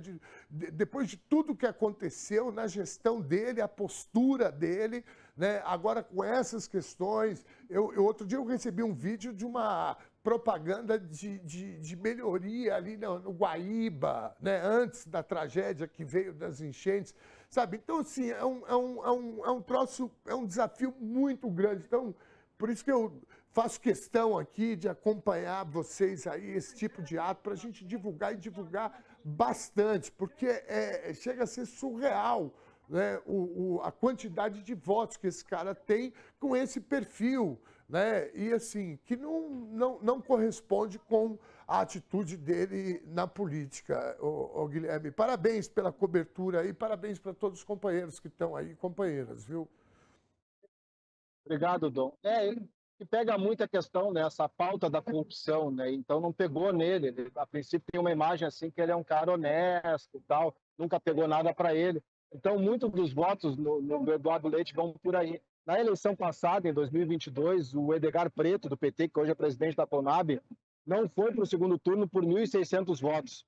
E quem foi contra o Eduardo Leite foi o Onyx Lorenzoni, que era um dos homens mais fortes aí da equipe do Bolsonaro, né? E aí, no segundo turno, o Eduardo Leite, para conseguir o apoio do PT, ele teve uma greve dos professores estaduais de 2 meses e ele cortou o ponto. Olha como o cara é fascista, né? Ele cortou o ponto mesmo os professores pagando os dias de greve. E aí, para ter um apoio, ele não queria um apoio muito escrachado também. Então, o que ele fez? Eu deixo de cortar o ponto e o PT me apoia para governador, né? Recentemente teve greve aqui dos municipários de Porto Alegre, e foi faz umas 2, 3 semanas, e o Melo, que é o prefeito aqui do MDB, tem uma vice do PL, que era da cavalaria, que eles adoram, né, essas milico. O Melo, que está com o PL, não cortou o ponto dos grevistas. E o Eduardo Leite, né, esse liberal de sapatênis, cortou, né? Então agora ele está querendo se lançar aí a presidente, e tudo que ele puder fazer uma média, ele tenta, né? Então ele está tentando fazer uma média agora da saúde da capital gaúcha, para se cacifar com os liberais do Brasil e de fora, como um cara bom de fazer negócio. Então ele está atrás de mais ativos para colocar no balcão de negócios e chegar em 2026 dizendo: eu sou o privatista do momento, eu sou o cara que vende legal, que entrega legal. Lembrando, a CE, a Companhia de Energia Estadual de Energia Elétrica aqui do Rio Grande do Sul, ele vendeu por R$100 mil. O valor hoje é de um carro popular, ele vendeu uma estatal importantíssima aqui do nosso estado, né? Em 1960, o governador Leonel Brizola estatizou a CE, né? Ela era de uma companhia americana, Bonencher, e ele pagou $1 para a multinacional americana, né? Para depois vir o Eduardo Leite vender o preço de banana. Então, é um cara que não tem compromisso com a história, não tem compromisso com o povo gaúcho, e agora está querendo fazer mais essa aí, de querer pegar os hospitais aqui da capital gaúcha para fazer negócio. Não está dando certo porque o Melo quer mais, né? Ele está pedindo mais coisas na mesa de negociação para entregar esses 15 hospitais, e parece que o Eduardo Leite não quer entregar o que ele está pedindo. Então, o secretário de saúde aqui do município, o Ritter, já disse que melou a negociação e talvez não entregue. Então, só que agora os trabalhadores estão cobrando que tenha algo oficial nesse sentido, que o município não aceita essa proposta do Estado. Muito bem, você sabe que você citou aqui essa questão da corrupção, só fazer um parênteses aqui, que esse escândalo do INSS, um dos envolvidos fez aí uma doação aí de R$60 mil, me parece, para o Onyx Lorenzoni, que era o presidente, né, o ministro da Previdência naquele momento. Se puxar esse fio aí, rapaz, vai ficar igual aquelas, eu não sei como é que chama aí no sul, mas aqui a gente chama de pipa, que a gente vai puxando o fio aqui e a pipa vai subindo, subindo. Guilherme, querido, um forte abraço para você, rapaz, um prazer falar contigo, ver a cidade de Porto Alegre, ver esses companheiros aí na luta, você fazendo a cobertura e a gente falar de Leonel Brizola também, que é um dos quadros políticos, né, mais importantes da história do Brasil e que me honra muito aí. Eu tive aí em Porto Alegre há pouco tempo, passei por aí, conversei, jantei com companheiros e companheiras aí de muita história.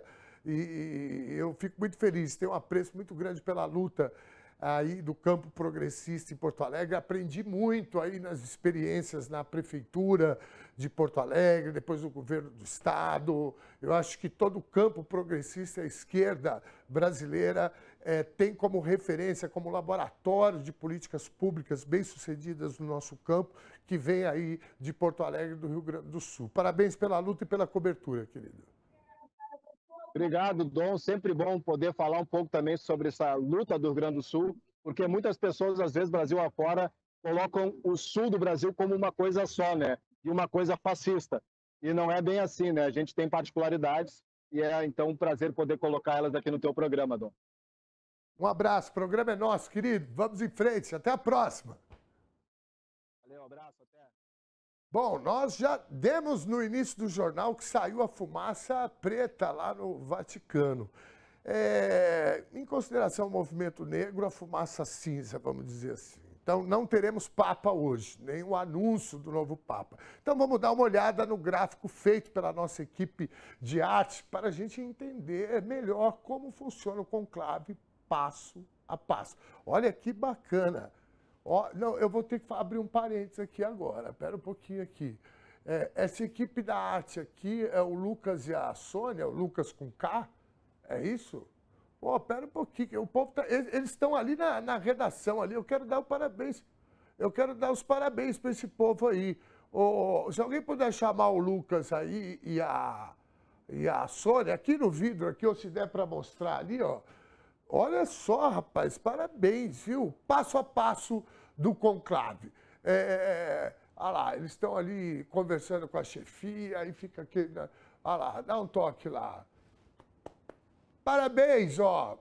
Rapaz, um beijo para vocês, parabéns, viu? Olha só, gostei, ó. Vou dar até uma lustrada aqui, ó. Parabéns à turma da arte, a Sônia e o Lucas, viu? Vou te falar. Vou até fazer uma selfie aqui. Tira uma selfie aqui, por favor. Olha só que coisa bonita aí, ó. Meus caros, vamos lá. Passo a passo do conclave. Primeiro, o sorteio de cardeais para contagem, coleta e revisão dos votos. Esse é o primeiro passo. Segundo passo, cardeais recebem uma cédula retangular de votação. Lá o voto é impresso, hein? Hã? Tá aí, ó. 3, cardeais colocam a cédula em um prato e em seguida na urna. Olha ali que maravilha. 4, a apuração é feita pelos cardeais escrutinadores. Né? Tá aqui. Eu vou falar uma coisa, é muito bonita essa estética, eu gosto dessas coisas. Olha a roupa, o anel, né? Olha que beleza, cara. 5, revisores analisam se os escrutinadores não cometeram erros. Né? Passo a passo do conclave. Muito bem. Eu fiquei mais feliz com a arte, né? Essas informações. Muito bem, 7 cardeais brasileiros participam, né, do conclave. Cadê? Onde que estão aqui? Agora, vamos lá, cadê? Aí, ó, tá aí. Ó, outra arte, eu vou falar uma coisa desse pessoal da arte aí, o que aconteceu, hein? Essa turma aí teve aumento, não é possível, que olha só a produção.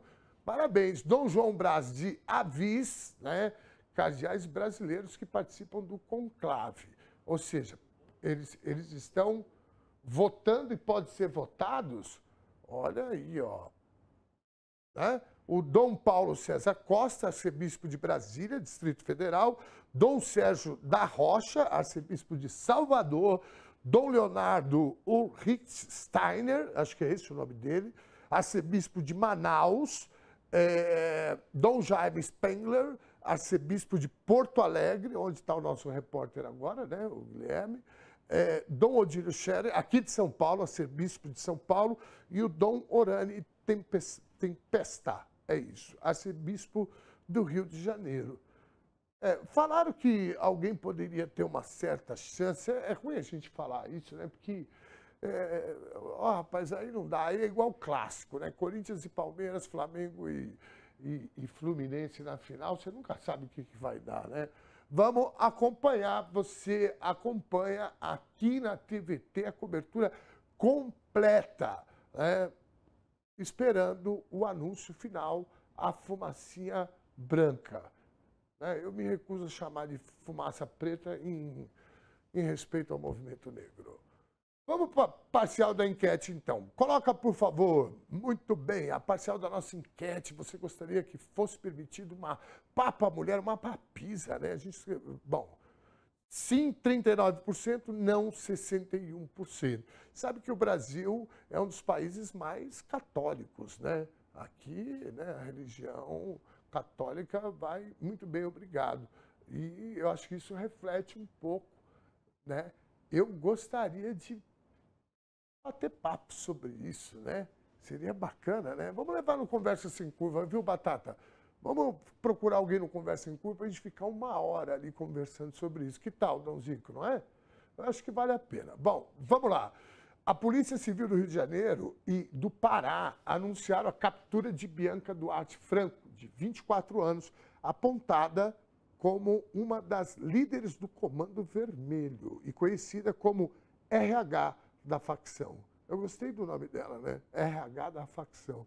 A prisão ocorreu em Cabo Frio, na região dos Lagos, após intenso monitoramento policial e expõe a estrutura organizacional de grupos criminosos. Bianca, também chamada de Ania ou Fialzinha da Penha, era responsável pelo recrutamento e cadastro de novos membros do Comando Vermelho no Pará, atuando como uma espécie de gerente de recursos humanos, do tráfico, obviamente.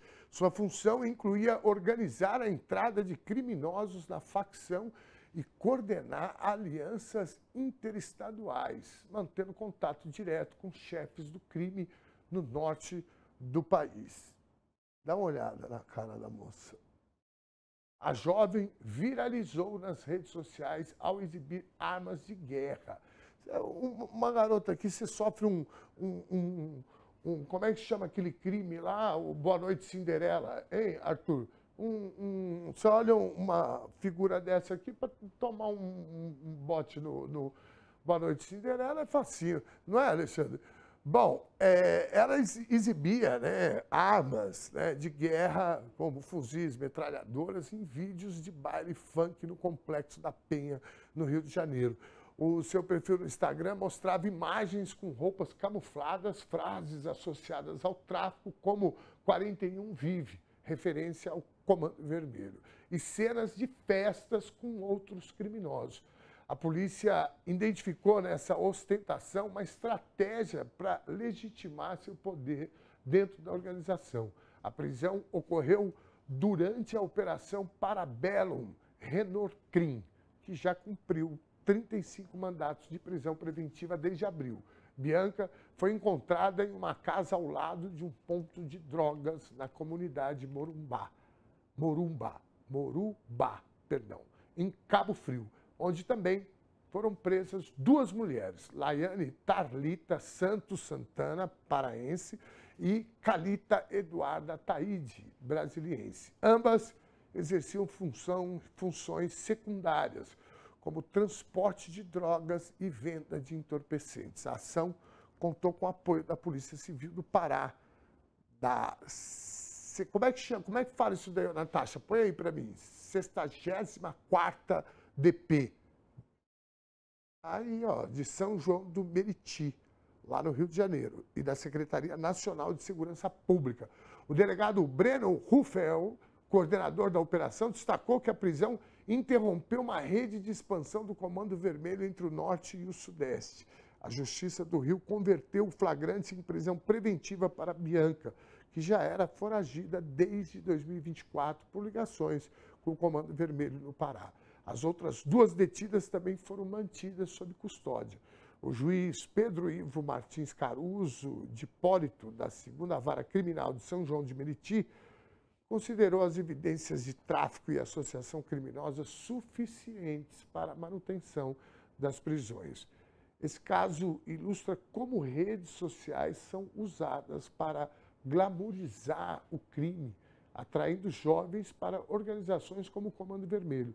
A plataforma procurados.org divulgou imagens de Bianca com fuzis, reforçando o ciclo de violência e poder simbólico.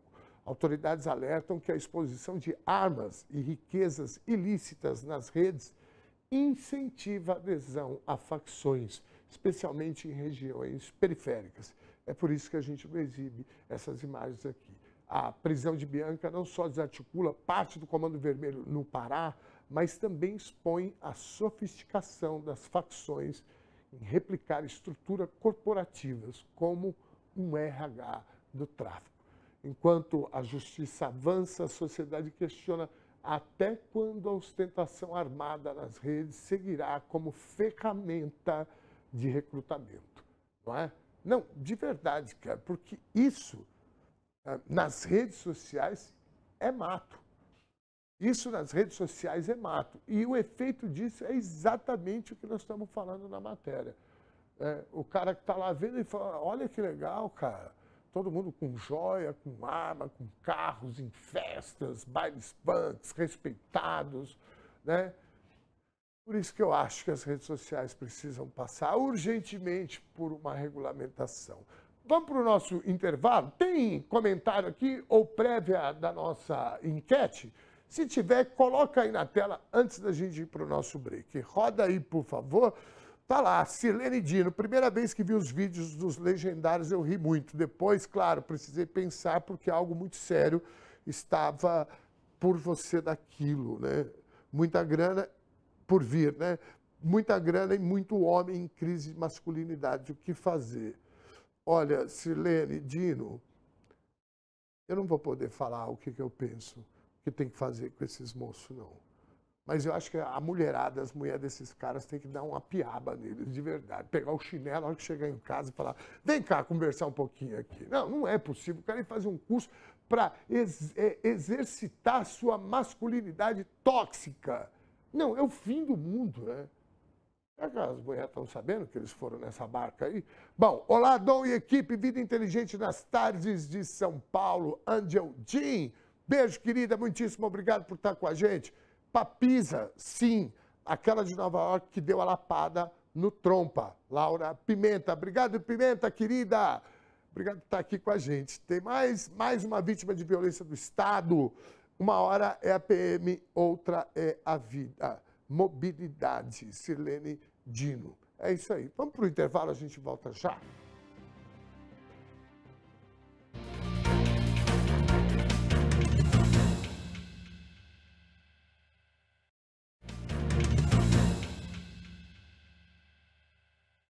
Voltamos com o TVT News, segunda edição. Lembrando você que nós estamos aqui de segunda a sexta, sempre a partir das 4 da tarde. Vamos juntos até às 6 horas ao vivo. Por aqui, tudo o que você precisa saber do Brasil e do mundo. Sobretudo sobre política, educação, cultura, esporte, lazer, meio ambiente, mobilidade. Então você já sabe, tem um encontro marcado com a gente de segunda a sexta, às 4 da tarde, ao vivo. Após a visita à Rússia, Lula seguirá para a China, a convite do presidente chinês Xi Jinping. Lula participa da cúpula entre China e países da Comunidade de Estados Latino-Americanos e Caribenhos, a CELAC, nos dias 12 e 13 de maio. O presidente Lula também irá assinar pelo menos 16 acordos bilaterais. Além de diversos ministros, fazem parte da comitiva o presidente do Congresso Nacional, Davi Alcolumbre, e o vice-presidente da Câmara dos Deputados, Elmar Nascimento. Este será o terceiro encontro de Estado entre os dois presidentes nesse governo Lula. O último ocorreu em novembro de 2024, quando Xi Jinping esteve em visita a Brasília. Enquanto Lula cumpre sua agenda no leste europeu e Ásia, o ministro da Fazenda, Fernando Haddad, está na Cidade do México, onde se reuniu com a presidenta Cláudia Sheinbaum.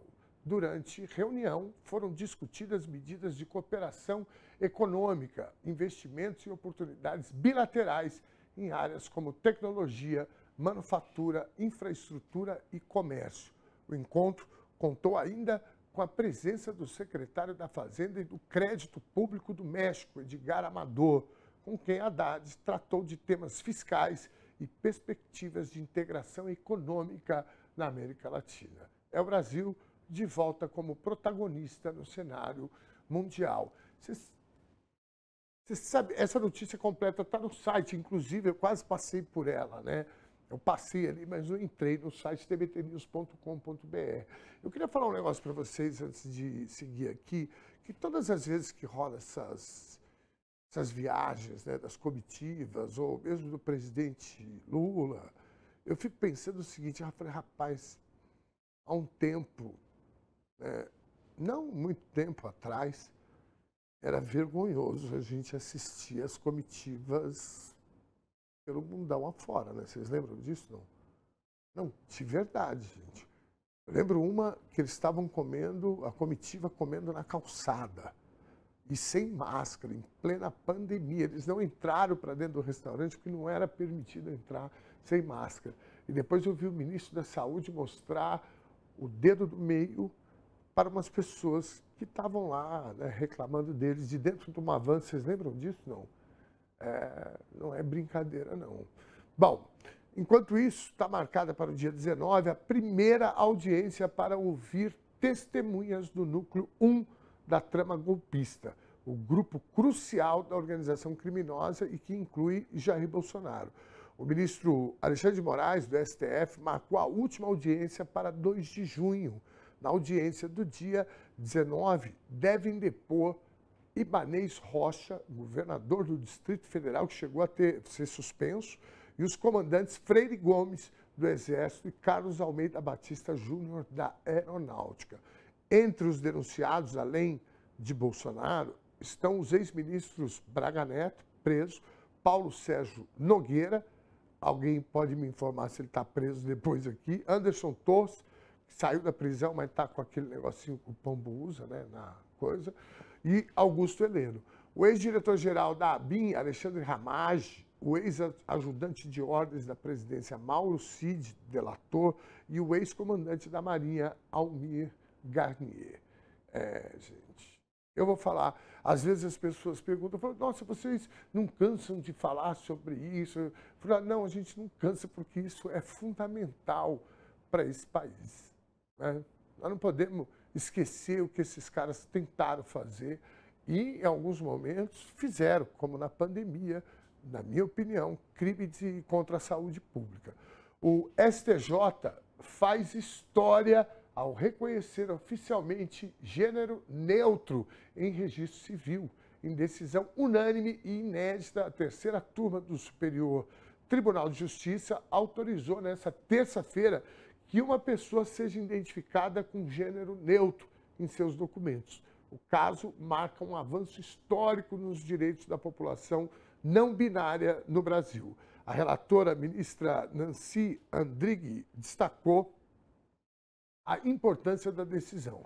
Trata-se de garantir o direito de ser quem se é. O colegiado entendeu que, após passar por tratamento hormonal e cirurgia de redesignação, a pessoa não se identificou com o gênero atribuído e merecia ter sua identidade reconhecida.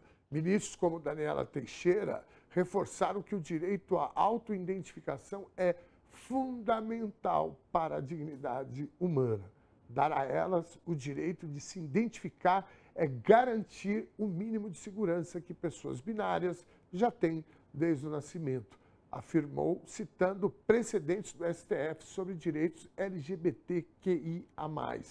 Embora válida apenas para esse caso específico, a decisão cria o primeiro precedente jurídico sobre o tema no país. Um passo importante na luta por reconhecimento legal das identidades não binárias.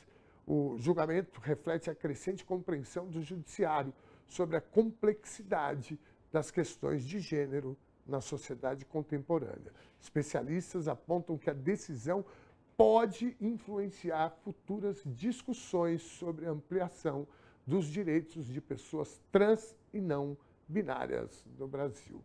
Olha, enquanto a gente discute essas questões, que são avanços, gente, para além de qualquer coisa, um avanço civilizatório. Tá? Ontem eu tive a oportunidade de fazer uma entrevista com um educador e que dirige a EJA, a Educação de Jovens e Adultos. E uma das coisas que a gente falou, o Roberto Catelli, uma das coisas que a gente falou é que o público que vai para a EJA, a Educação de Jovens e Adultos, ou seja, pessoas que não puderam estudar por uma razão ou por outra na idade apropriada e que já adultas ou, né, já na adolescência, vão fazer o ensino, muitas vezes o ensino básico. E uma característica que tem desses alunos são exatamente pessoas trans, porque não acharam ambiente para estudarem. Sofriam preconceito, bullying, agressões. Então, é muito importante esse avanço, porque uma sociedade para todos, feita para todos, gerida para todos, não pode excluir ninguém, independente de quem quer que seja. O vice-presidente da CBF, Fernando Sarney, não, está brincando com o vice-presidente da CBF, chama Fernando Sarney, é sério isso? Não. Bom, ele fez um pedido ao Supremo Tribunal Federal para afastar o atual presidente Edinaldo Rodrigues. Cara, é uma treta que não acaba mais, né? Não, eu de verdade, eu como amante do futebol, eu fico constrangido com essas notícias. Não é possível, é guerra atrás de guerra, né? Agora está uma fofoca que a gente não apurou, ainda não sabe. E eu, para falar bem a verdade, eu estou até meio fugindo desse assunto, que é o novo técnico da seleção brasileira. Né? Agora está um zum, poderia ser o Mister, né? o português lá, mas aí parece que o português brigou com o Neymar, aí parece que o pai do Neymar teve uma reunião, né, com a CBF nega, tá um zum, aí tem uma fumaça, né? E onde tem fumaça, né, além da escolha do Papa, né, tem também, né, fogo. Então, eu não sei se isso é ainda, nós vamos apurar ainda. Amanhã eu vou falar sobre isso aqui, amanhã ou sexta-feira, que é um dia mais, né, eu vou falar sobre essa questão aí, porque eu estou curioso para saber. E talvez essa treta que nós estamos falando aqui esteja relacionada a isso.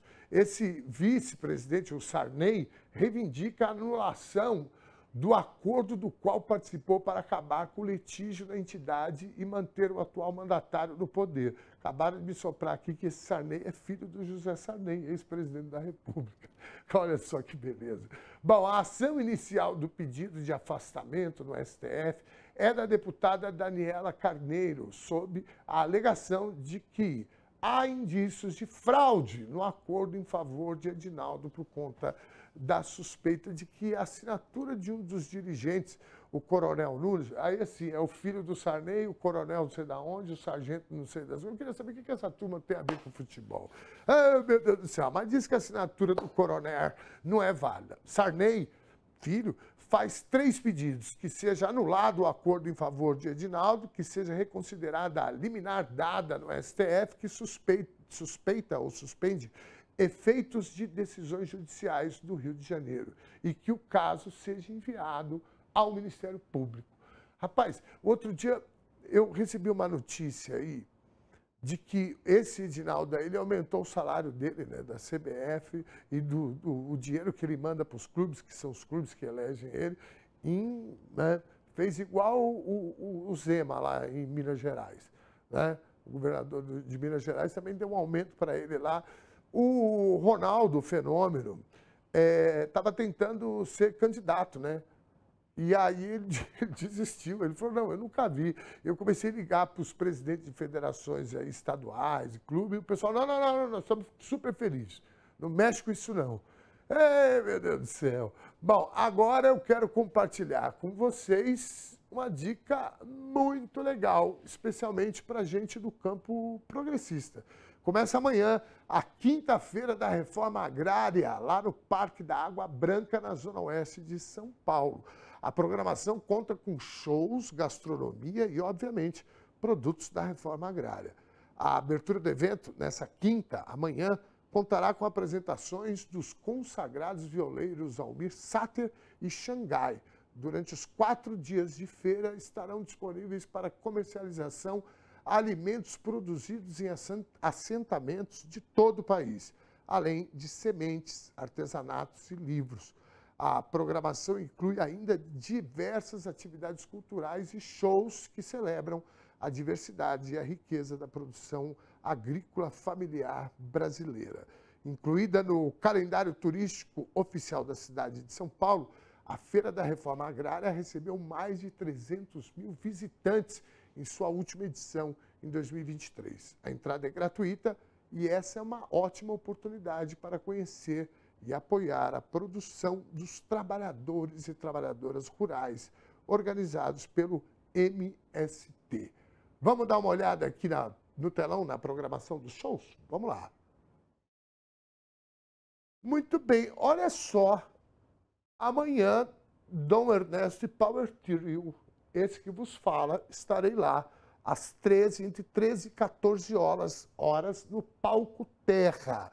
Eu vou abrir aqui um parênteses. Eu apresento amanhã uma releitura da obra de Cazuza, junto com o meu Power Trio, Esqui Martins, Luquinhas, Best Man, o Rogério Lucas, e o Ronaldo Fernandes.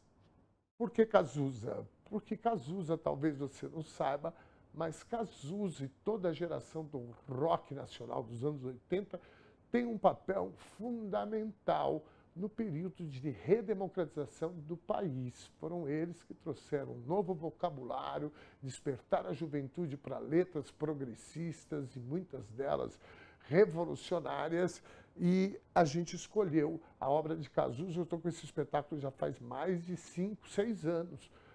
Na verdade, a gente montou esse espetáculo há 5 anos para os 30 anos da morte de Cazuza.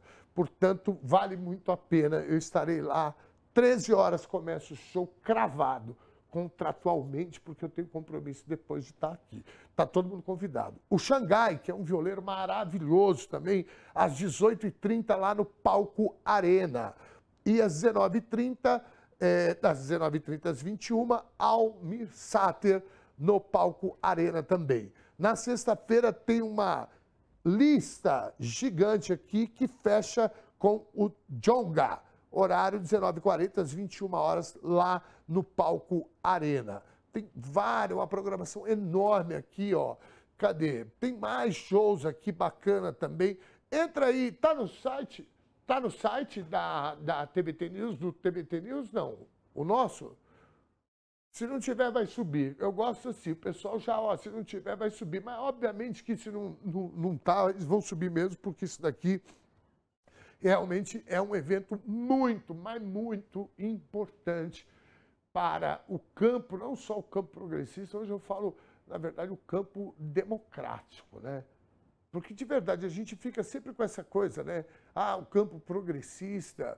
E hoje em dia, né, a gente vive, né, um arco de aliança com todo o campo democrático. A nossa situação ficou tão complicada, né, que a gente fez um arco de aliança, inclusive com a direita democrática. É só olhar o governo que o presidente Lula montou, né, para poder governar e com toda a dificuldade que tem governado.